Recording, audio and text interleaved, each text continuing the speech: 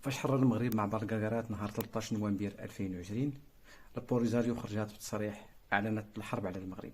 من ذاك النهار مرتزقات ديال الجنرالات الجزائر تيهضروا على اقساط من هنا وهنالك على طول الجدار الرملي المغربي. 3 سنوات ديال البلاغات الخياليه اللي كانت موجهه باش تخدر المحتجزين في تندوف وتسرد لهم بطولات بحال الافلام الهنديه. انكشفت الخدعه للجميع بعد قرار مجلس الامن الاخير اللي حسم الصراع في خيار الحكم الذاتي تحت السياده المغربيه. اليوم جبهه الاوهام تعلن مفاجآت الأسبوع. الجبهة كتعني النية ديالها وقف إطلاق النار. شكون بدا الحرب باش يوقفها؟ بحال شي واحد كيقول لك راني غضبان منك شحال هادي ودابا قررت نتصالح معاك.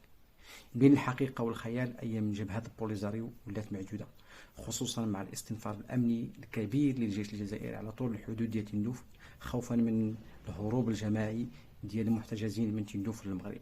القصة سالات والبلاغات سالاو، والحقيقة الوحيدة اللي كاينة الصحراء في مغربها والمغرب في صحراء.